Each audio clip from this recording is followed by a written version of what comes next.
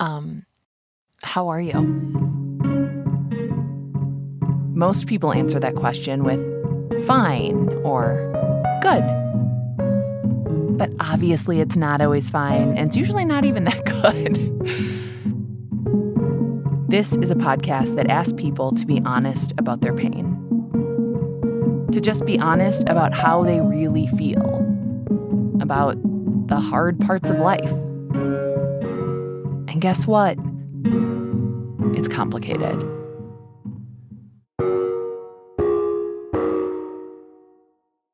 It's a civil service job, and the same way we have incomprehensible bike lanes, the city's overall, plans and stuff are just going to break your heart.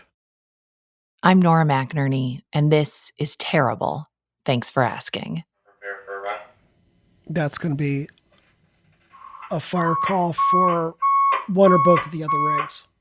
Official assignment is Engineer Fire 11, Chief 2, commercial fire alarm at 1111 West 22nd Street, the bridge, F-106 Bravo. Ladder 11's en route from Fremont, Anaheim. Receive.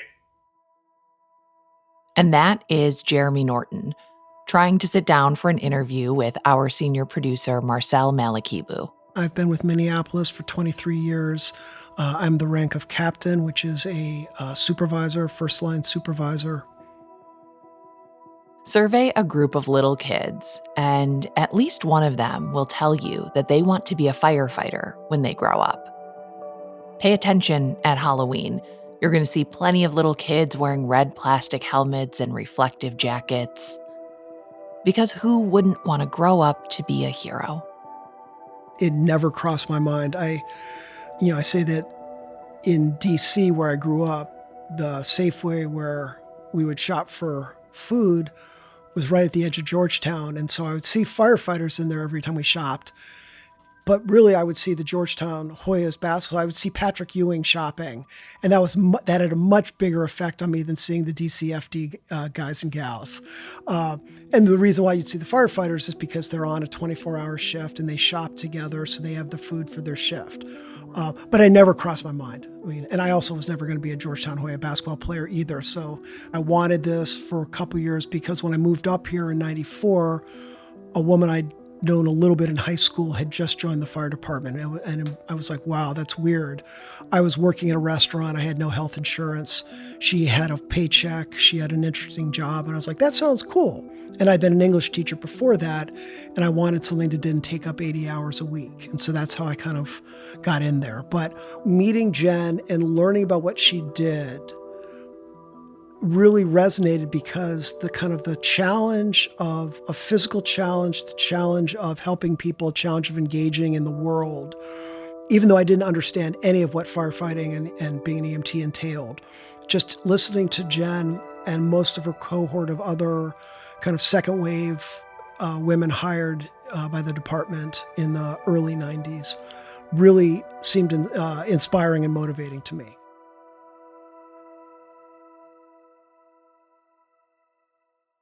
When I get to the fire station, I figure I'm going to be meeting Jeremy for the first time. I call him, he comes out, but he ends up reminding me that we had met once before at a live show.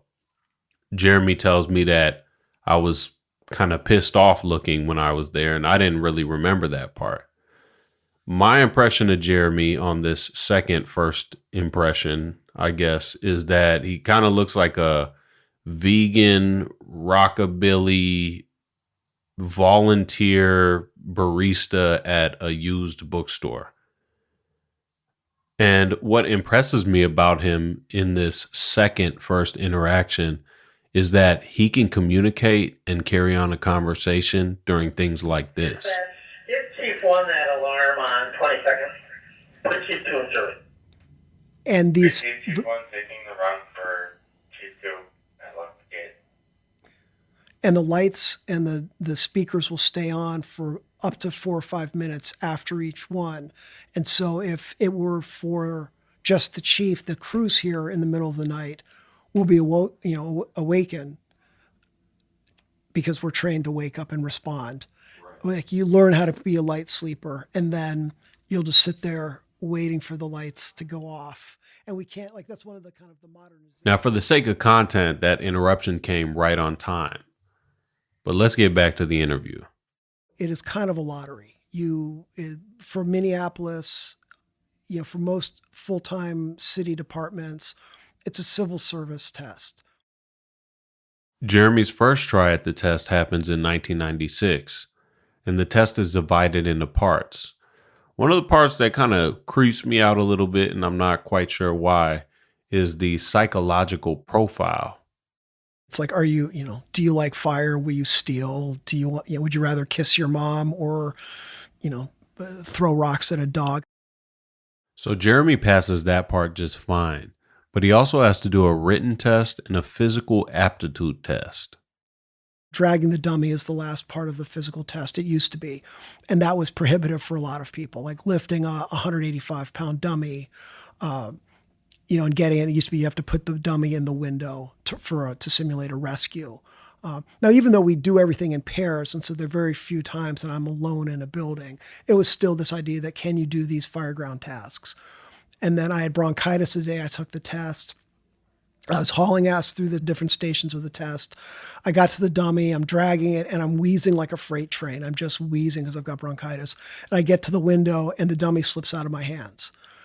And I had never once problem solved. So all the women that I'd been watching train, and I'd never had to problem solve myself because it had never crossed my mind that I wouldn't be able just to lift the dummy.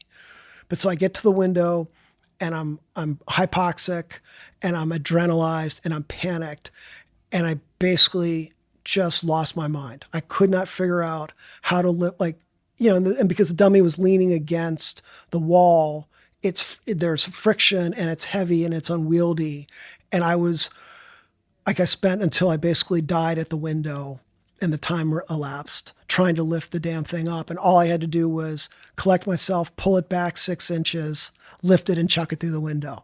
But I'd never practiced that. And so that cost me getting hired or, moving forward in the hiring process in 96. When I was looking at the job, a lot of white men would say, well, you're a white guy, you're never going to get hired, even though almost every class is predominantly white men. My low placement on the hiring list was not because I'm a white male being discriminated against, but because my nerdy ass overthought the basic literacy test that the city gave us. I was in the convention center with about 1,000 people taking this test, and I could not believe that the question was that poorly written. And I had almost a psychotic breakdown trying to decipher what they meant. Right. And this is like an 8th grade reading level they were testing for. But I was going, this doesn't make sense. And so I got so spun out that I answered wrong. And so, and the points are that tight, or at that point they were that tight, that one wrong answer on the reading comprehension probably dropped me 30 spots. And it's essentially a matter of luck. Like, I could reapply for my position in Minneapolis now with 23 years on, with the experiences I have with my promotions, and really the base things that the city's looking for is, do I qualify as a protected class member, and am I a military veteran? Like, other previous stuff really doesn't get that much weight. And the city, because it's expensive to run a test process, they will hold a list for, 2 to 6 years, 2 to 7 years.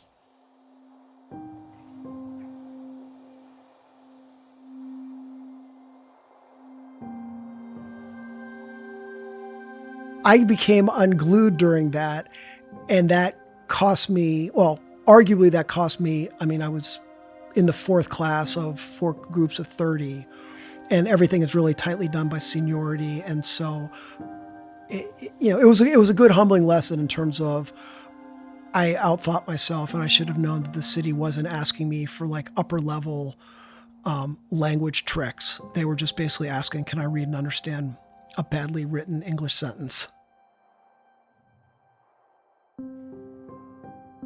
That small mistake Jeremy makes on the test bothers him for a long time. And being put that low on the hiring list means he's going to have to wait a long time for that lottery ticket to be pulled.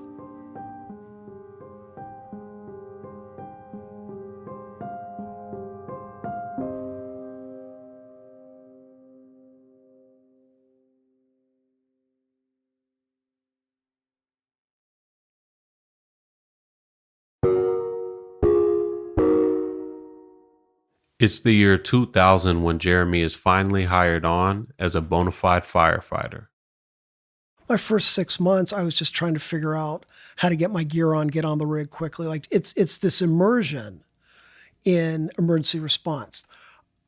While I was learning, there was so much, especially back then, that was kind of left over from the post-Vietnam era, 70s and 80s, like still very paramilitary, very macho, very like it was a still a pretty brutal social environment.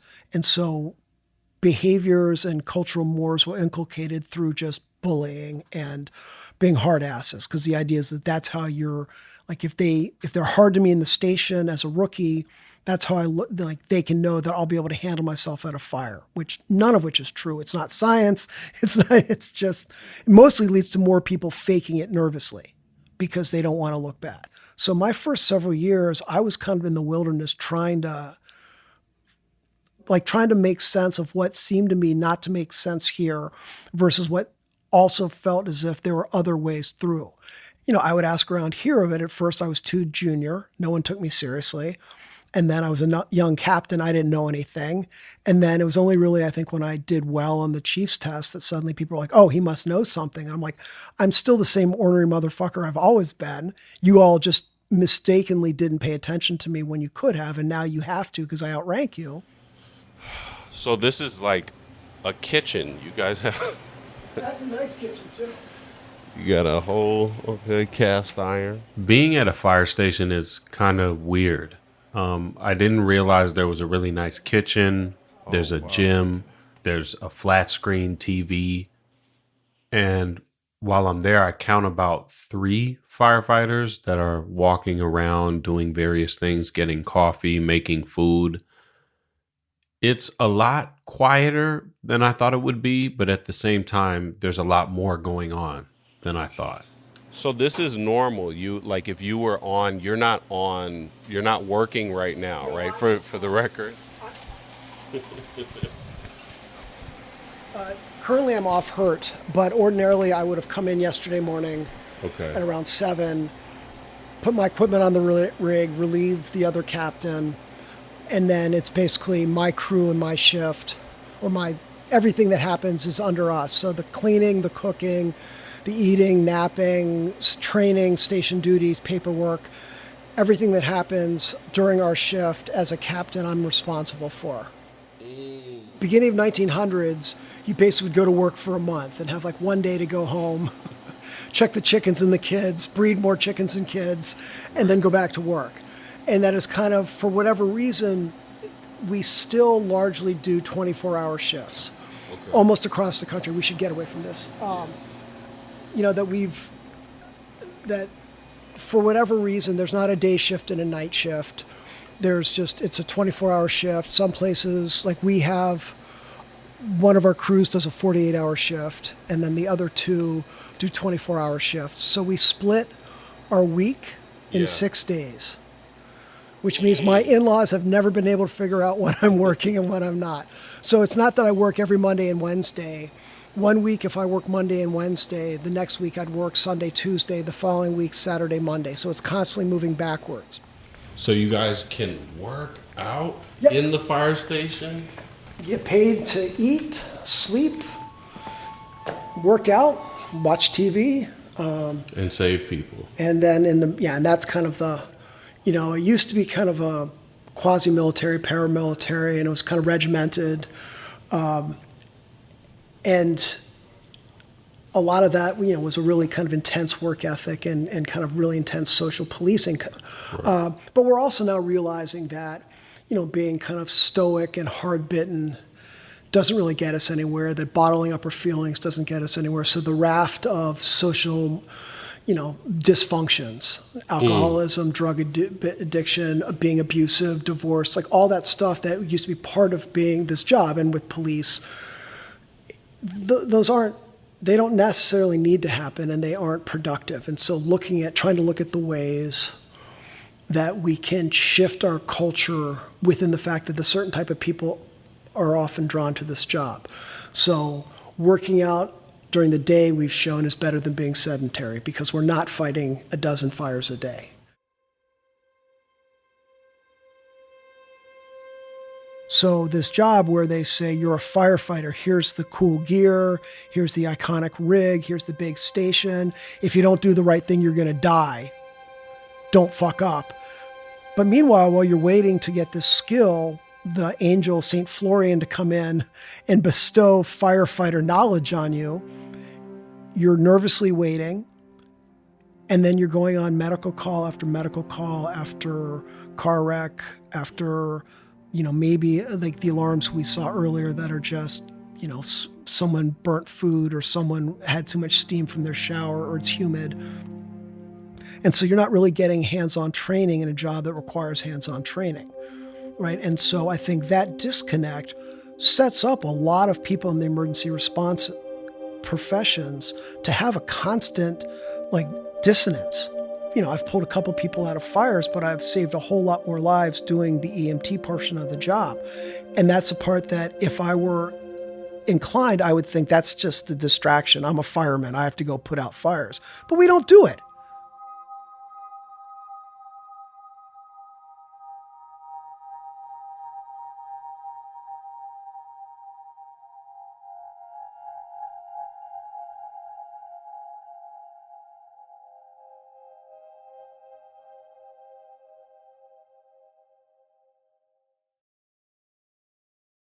I respect this job a lot because to me, it's like there's nothing really you can be upset about with it. That's why I like it. That's why it's like it speaks to the same sort of energy that I had, which is trying to make shit better, And at the same time, because of, I think, the kind of being cloistered for 24, 48 hours at a time and kind of this hermetic social culture, the amount of griping is legendary.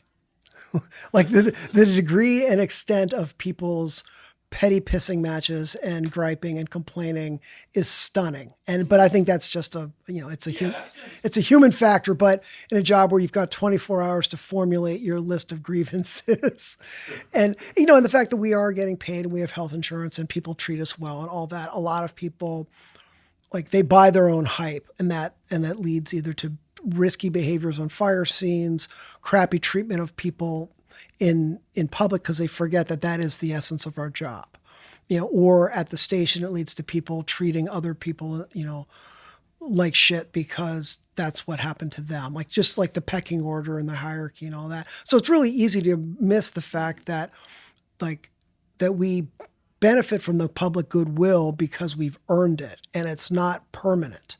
Right. So that if we treat people poorly, if we get caught on film doing something, we are then accountable for what all firefighters do, kind of. But yeah, we generally like to be in charge of ourselves. It's a bunch of grown up man boys and, and man girls, baby girls, or whatever it's, youth. Oh yeah. Woman girls. Again, another place where language fails us. Patriarchy, that boy fire ladies is is the politically useful term. But we're just grown up kids, that how much the job is ridiculous fun.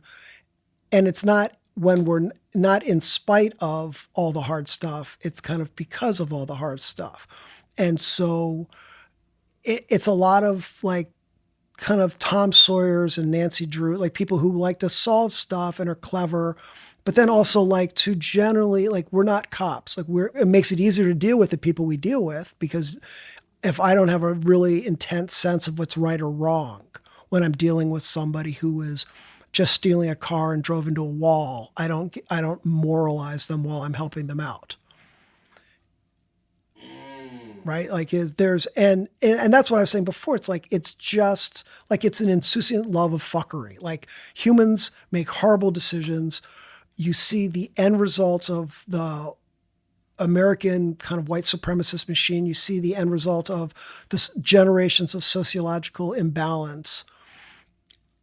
And you see it in the form of this person who made these decisions to bring us all to this one point.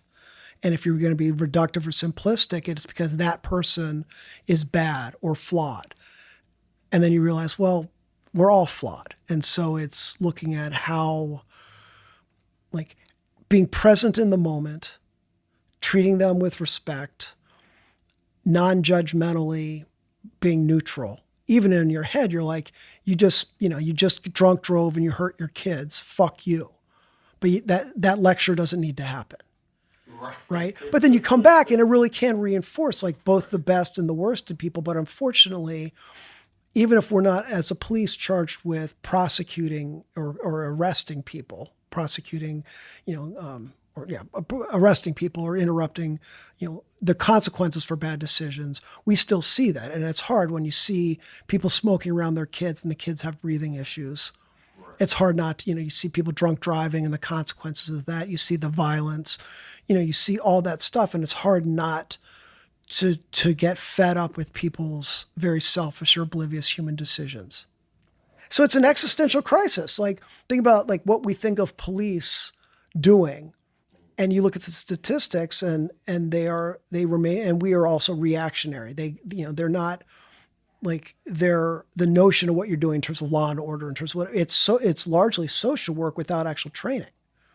Like, the people we go to see on the streets who are struggling, who are having mental crisis, emotional crisis, health crises, like, really often all we can offer is kind of human connection, human compassion, being present with somebody and help them get somewhere else. But most of us know that the ED, the emergency department, the ER, isn't going to fix someone's chronic mental health issue or crisis. And we don't have this, nothing's in place in the larger system. We ourselves, as police officers, as paramedics, as firefighters, can't change that. We just have to keep showing up and cleaning up and hoping that some financial miracle happens so that the hospitals and the insurance companies take a better approach to the public's health. People are bringing a wide range of things to shape who they are and how they see the world. All we know is that an immigrant family's smoke detector was beeping and they called 911 because that's what they were told to do. Right? It's 2 a.m. They are worried that their house is on fire. It's not on fire. Right. And so we're like, you woke us up. And this is also the 5th one we've been in the neighborhood in the course of a shift. So that wears on us. And so that ability to kind of not judge people, not take it personally, and be neutral. And so that leads to a degree of like insouciant, not giving a fuckness. Because they went to a guy who was smoking meth yesterday, and one of the byproducts of smoking meth is a raspy throat and a high pulse. Right. So then he thought his heart was exploding. We see lots and lots of people who've been smoking meth or crack who think their hearts are exploding, because they don't have a warning label on the package. Yeah. But so we're looking at those like, dude, you're high as. Yeah, like there's no they haven't got the label on it yet. So you're like, yeah, you smoked.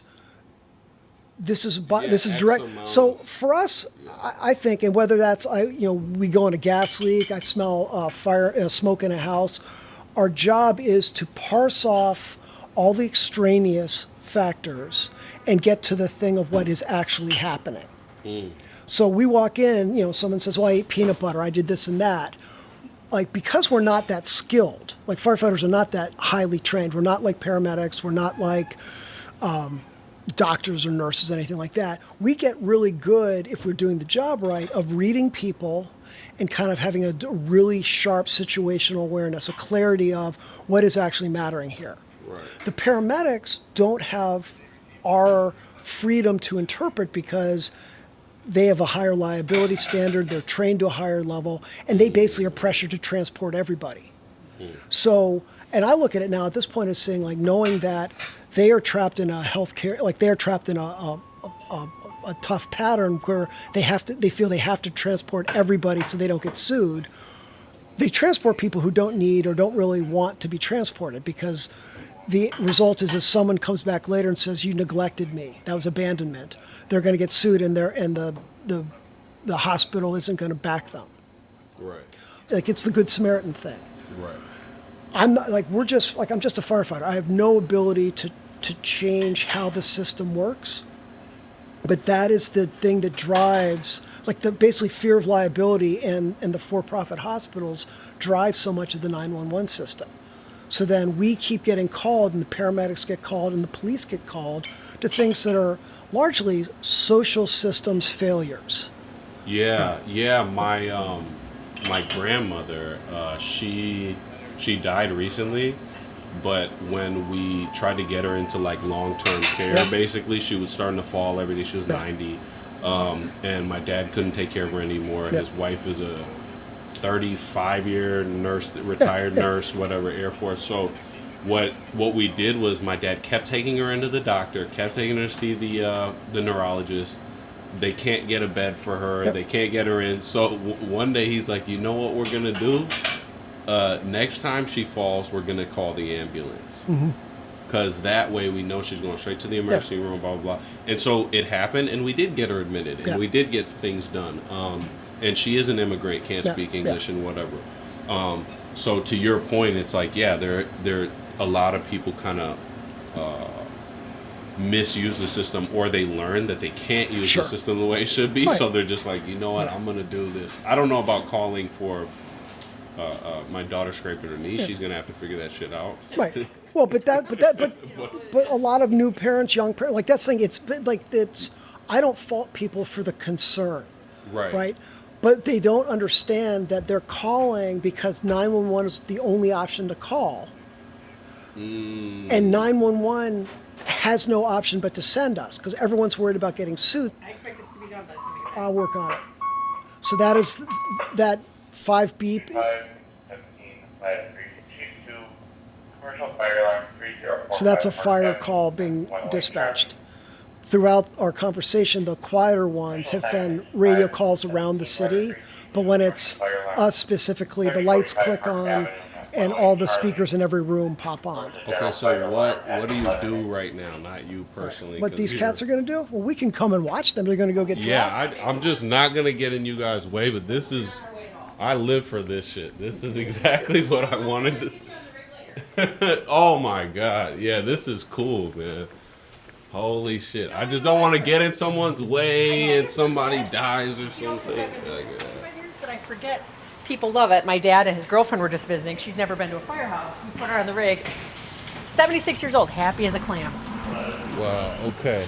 They also say it's a hell of a hose load that you guys got going. Hey, Professionals.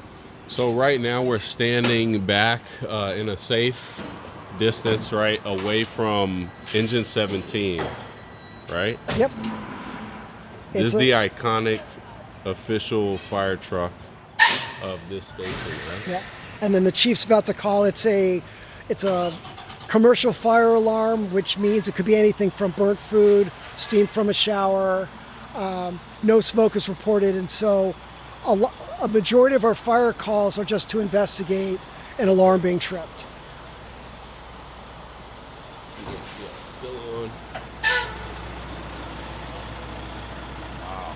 So then, you drive past I said before, the most firehouses that have been built in the past 30 years are generally single story, because people kept breaking their legs in the middle of the night sliding the poles.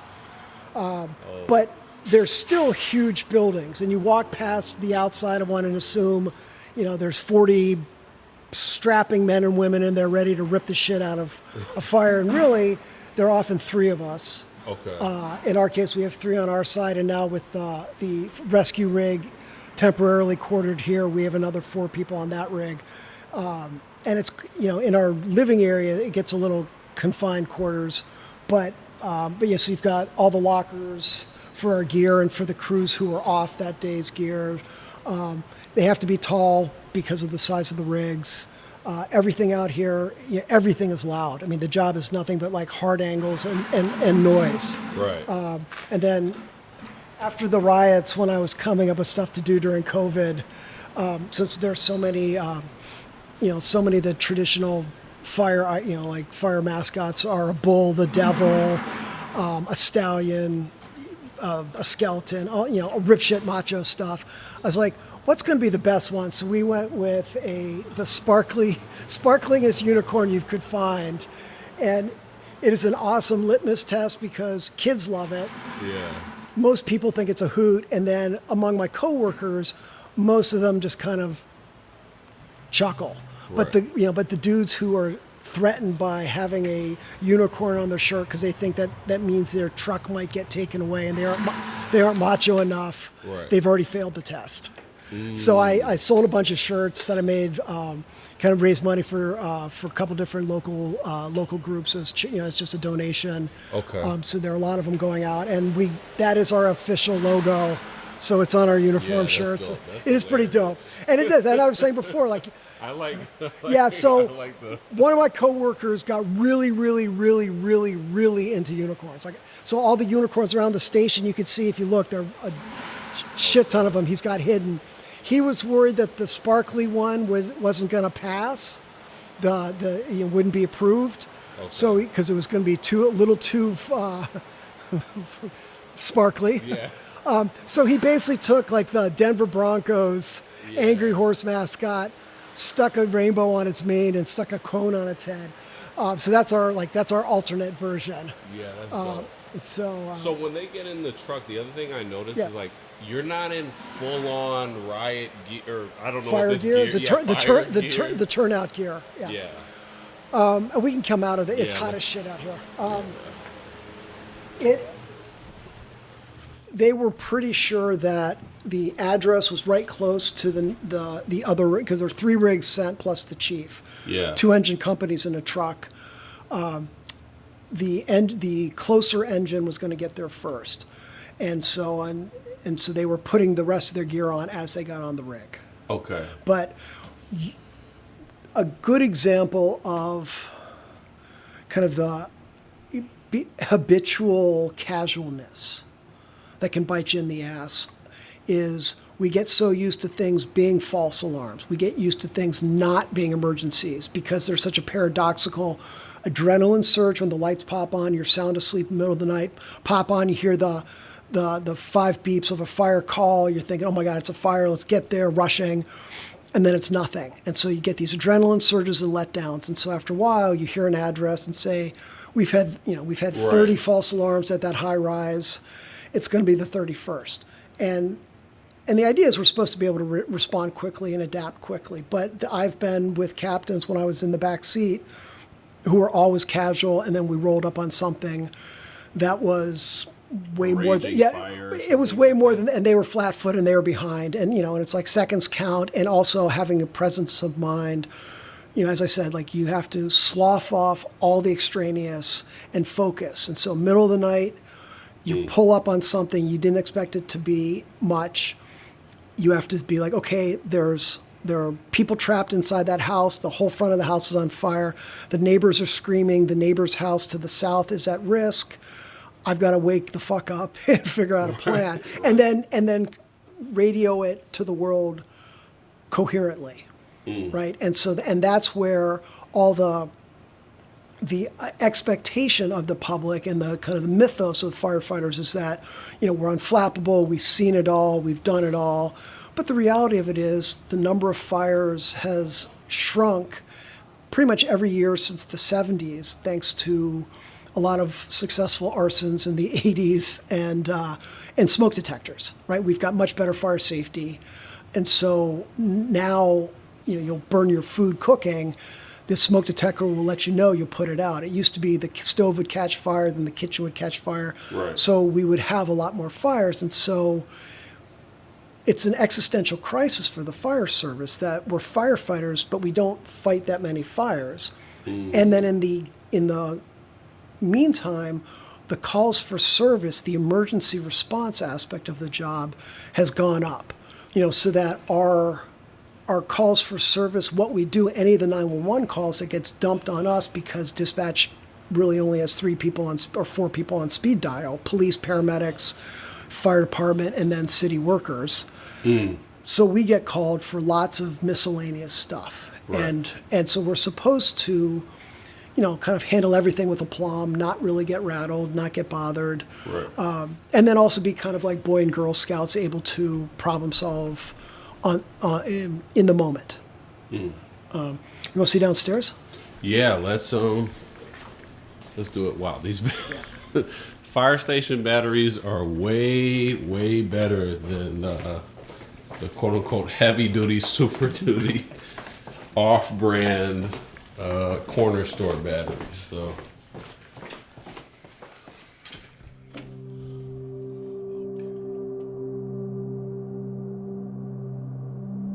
I've had a couple injuries in the past couple of years.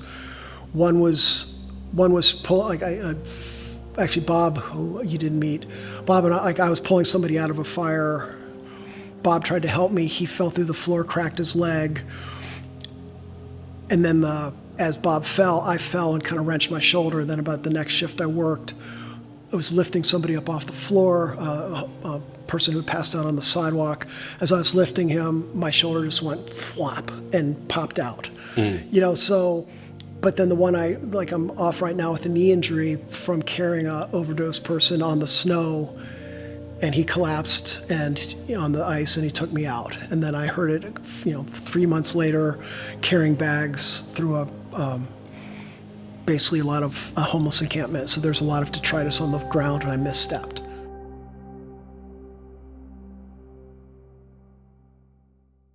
So much of our work is literally lifting people. We're body conveyors. We move people through their houses. Right. Like when your grandmother wasn't doing well, if you'd called 911, up there, engine 14, engine 20, or ladder 10 would have shown up and figured out how to get her, no matter whether she's big or small, from the upstairs, down the stairs, around the corners, through the house, out to the ambulance. Right. That's what we are, that level of problem solving. And at this point, with 23 years on, and since 2007 as a captain, as a supervisor, my job is to figure that stuff out. And with a lot of the paramedics, a lot of them are new because they've had so much turnover. So they've got more training than I do, but they don't have practical experience. And so I can see what are going to be the main problems of a call that don't require a defibrillator, don't require them injecting drugs. It's literally just physics. It's human behavior and physics. And that's one of the benefits that a lot of us get really good at, is saying, okay, holistically, what does this situation need? And so, but going back to this stuff, it's like stretching out, eating better.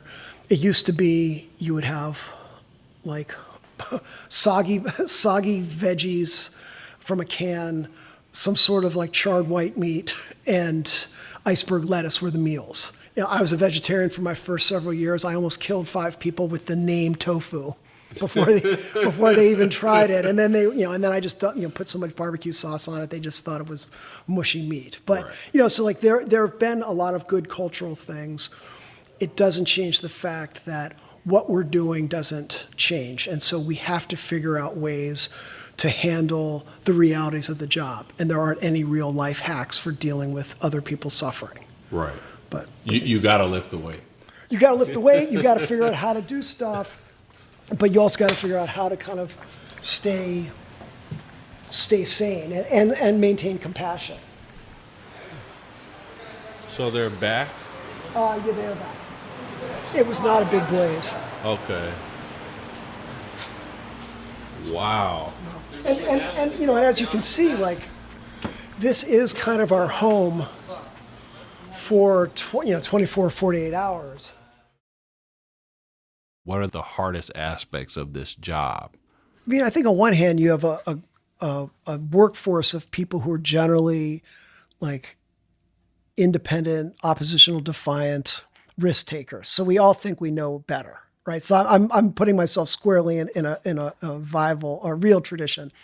And I think we always run, there's always kind of a tension between us and the stations versus the administration versus the city. so there's always that tension of like, once you promote up, don't forget where you came from. But a lot of it's because what we deal with here is often just interpersonal stuff or petty stuff. And then also the further you move up, you also realize that making change is difficult because of civil service rules, because of HR rules, because of city-state rules, because of union issues. And so there's a lot of impasse. I will say that one example would be all the talk now about people with emotional or mental crises on the streets, right? So very few of us have social work degrees or any sociology training.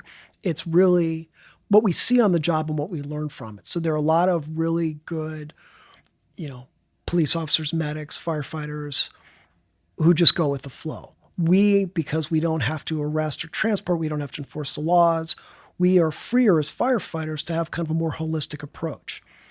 And a lot of my coworkers are great. I mean, are just awesome dealing with people. We are the ones who are never nonplussed. We're always plussed, right? We're like, you're drunk, you're high, you're talking to a goldfish, fucking A right, we're fine.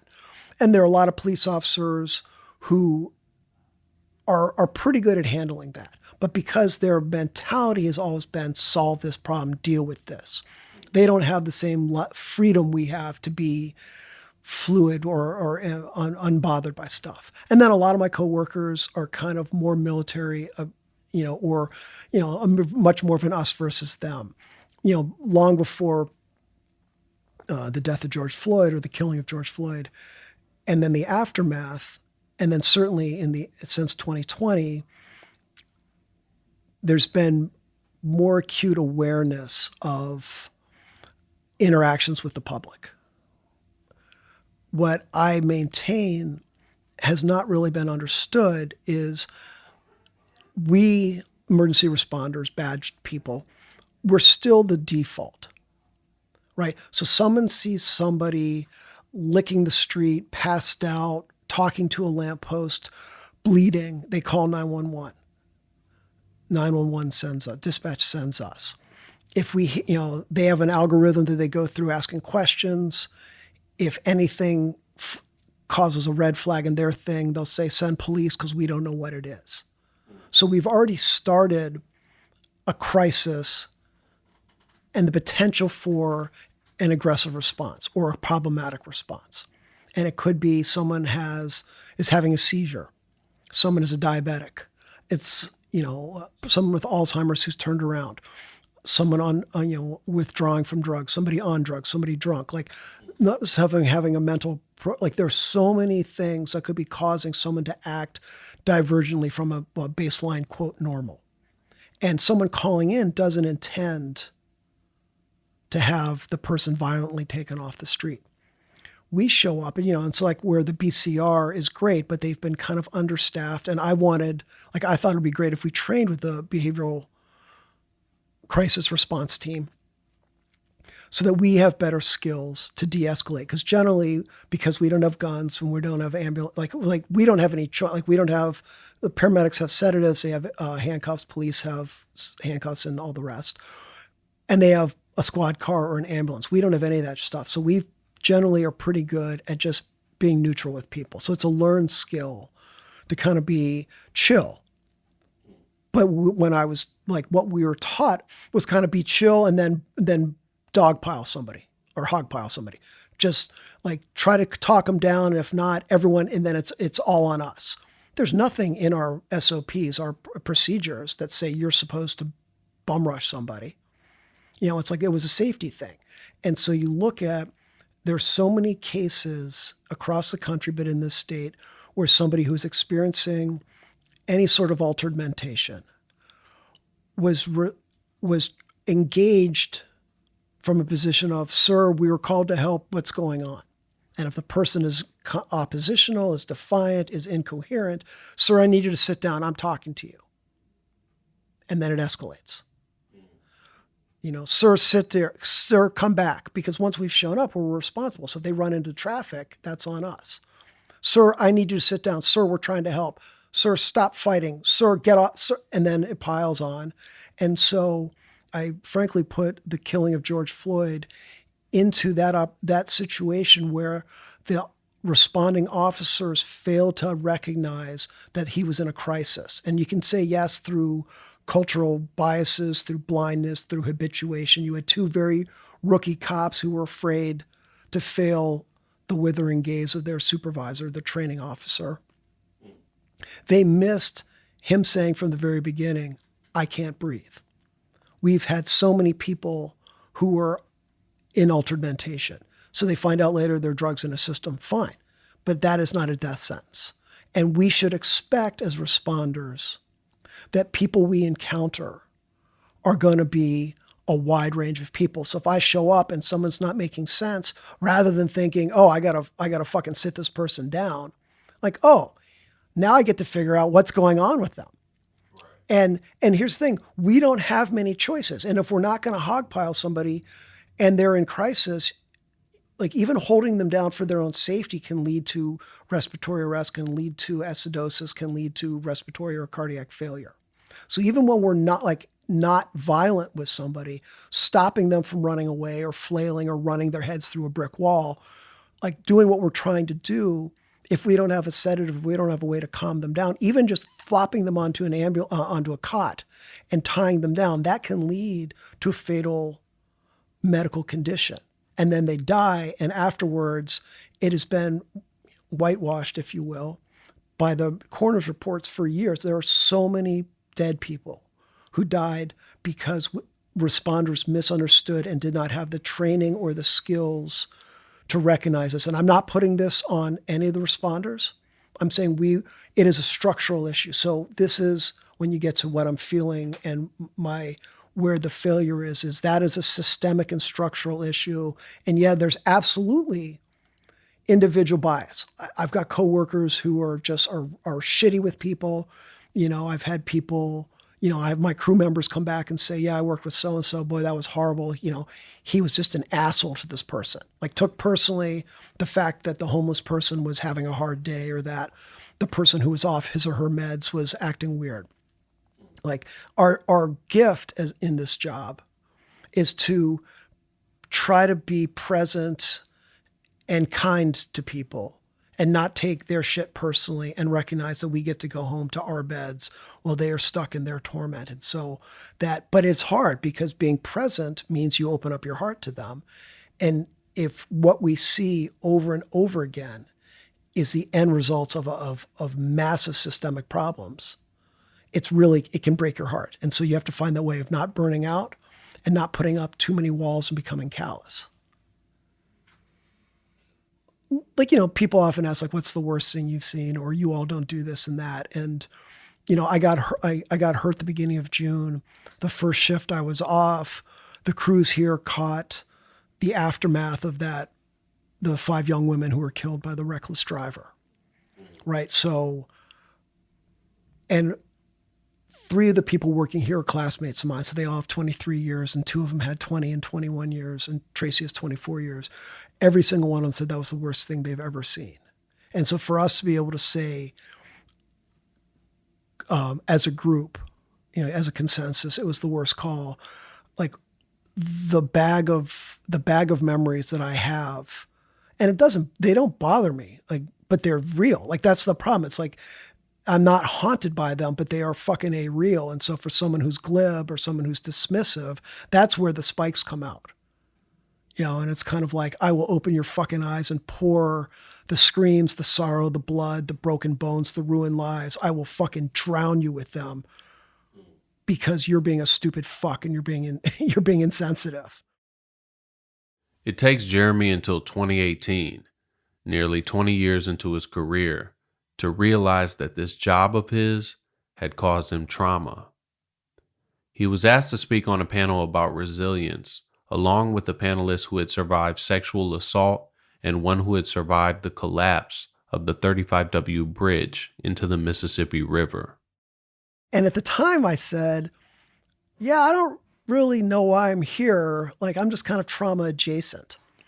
And then as it turned out, about 2 weeks later, I participated in a sleep and resilience study some people that you were doing, and it's about 6 of us firefighters were talking.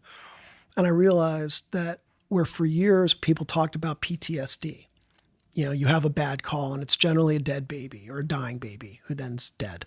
But you go to some call that haunts you. And that's, in the literature I'd read, this, and the stories, it's that one bad call you're haunting. And I was like, wait a second. I'm not haunted by any single dead baby, but I've had multiple dead babies. And I was like, oh, this is a career with nothing but trauma. And you store it up and you store it up, and there's not really a productive or healthy way to get rid of it, and you have to keep coming to work. And that's really what I've spent, the past 4 years, 5 years now, really working on, is looking at all the ways that we carry this concept of who we are, and how that dissonance leads to a Trojan horse of trauma, right? So that when you asked me, like, in those first 6 months, or I was like, no, but when I've done some peer counselor training specifically for the fire service. But a lot of the people will talk and say, I'm just haunted. We went to that car crash. I wish I could have done something. Or I blame myself for not having been able to do more. And I'm like, were you driving the car that hit them? You weren't. You got called when you got called. You showed up. What had already happened had already happened. But I think because of this mythos of being firefighters, being heroes, being able to solve things, people buy into that. And that's what it's like. So our turnout gear, all the big bulky gear, becomes kind of emblematic, but it's also an armor. But there are a lot of people in there who feel like frauds. It's like this sense of, I'm trying to be this thing.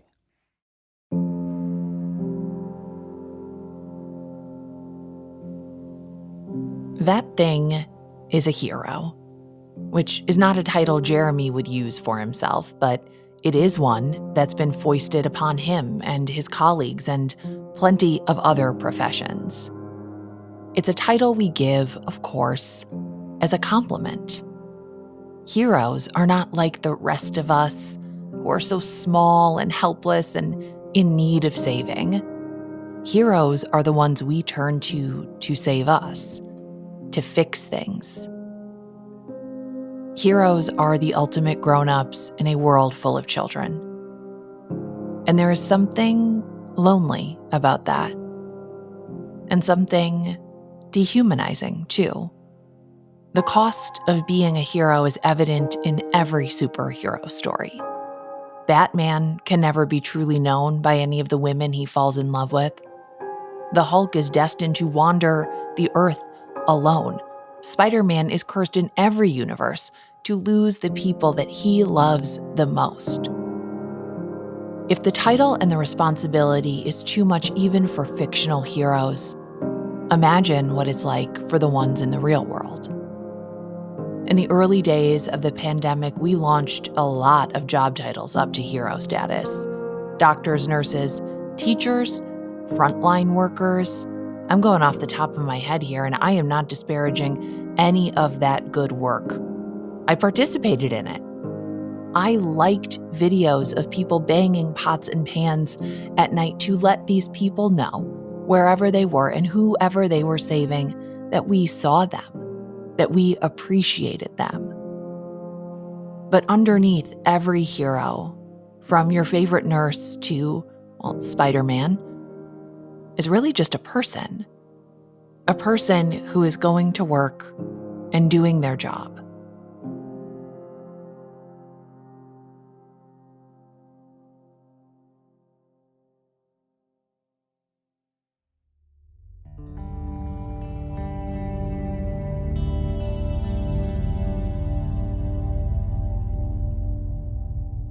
And we don't really get training. We don't get to talk about how we're supposed to deal with it. But many of the people I've talked to who've had traumatic issues, they really focus on the sense that I feel like a failure. Like I should have done more. And I'm like, but that's like, I'm mad at myself when I fuck up. Like if I mess up on a call, if I misread somebody, I beat the shit out of myself on it. And then I come back and I learn from it and I keep going. But I really am quite clear about human behavior and gravity, right? So in biology, like we have such a culture of denial. So I come and see your grandmother on her way down. The family loves their grandmother. They want her to be just as she is. She keeps going to the hospital. She's risking getting sepsis, MRSA, C. diff, pneumonia. There's nothing to solve dying. We're all going to die. But the hospitals, the medical system keeps sending her home. Maybe she gets a different infection. Maybe she's not recovering. You, the family, are hung up on, I want my beloved granny to be the way she's always been. I take one look at her and saying, this human being is dying. She's running out of daylight. I'm not necessarily going to be able to have that conversation with you because you all are in a paradigm, a framework where she's alive and well. I take one look at her and say, she's dying. I will incur the anger of your denial being savaged if I push it.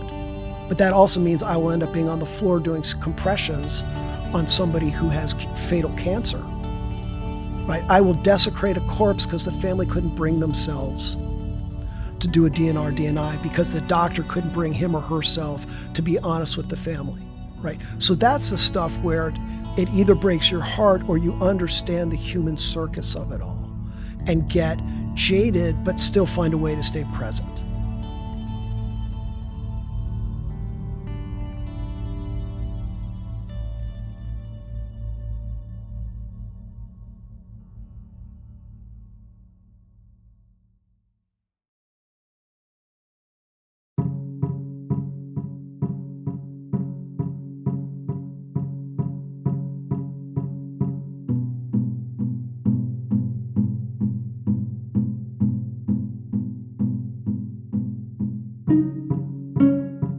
I'm Nora McInerny. This is Terrible Thanks for Asking. Jeremy Norton is a Minneapolis firefighter and the author of the new memoir, Trauma Sponges, Dispatches from the Scarred Heart of Emergency Response. This is Jeremy's first book. It is out with a small press, the University of Minnesota Press, and we will link to it in our show description because Jeremy has been a part of our Terrible Thanks for Asking community for years, since the beginning. And he wrote something really beautiful and something that we think that you would really, really like. Terrible Thanks for Asking is a production of Feelings & Co. We are an independent podcast company. Feelings & Co. is where you can find your feelings, where you can get feelings of all kinds. If there's a feeling, we've got it. We're an independent show, so what helps us is you being here, listening to us, rating, reviewing it, sharing episodes with your friends, telling people about the work that we are doing. You can also support us by joining our Patreon over at patreon.com/TTFA or subscribing on Apple Plus. Both are ways to get bonus content, to get ad-free episodes, to get access to our entire back catalog. Over on Patreon, we have every episode of Terrible Thanks for Asking painstakingly organized by topic, which has been impossible to do in any other platform, but we figured it out and we did it over there. It's also a place to connect with each other. We've got a few different levels that you can join at for different benefits. We're doing live video chats in there and more. More little fun surprises happen over on the Patreon. Our team here is Marcel Malekebu, Nora McInerny, Claire, I just said my own name in the third person, geez Louise, Claire McInerny, yes relation, Megan Palmer, and Michelle Plantan.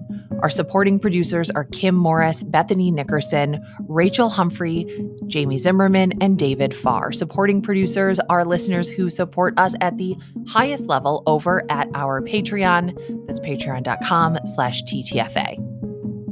We welcomed a bunch of new pterodactyls to the Patreon. Yes, that's what we say is pterodactyls. Megan made it up, including Katrina Husky, Amy Moore, Dale Gaddis, Lindsay Pollack, Sita Timmons, Julie Hagihara, Ashley R., Jane Ebersviller, Justine Berry, Dina Freeman, Amanda Daniels, Madeline Fisher, Kelly Walker, and Sherry Hart, That's my mother-in-law, everybody. That's so sweet. Thank you, Cher Bear. Thank you for being a part of things.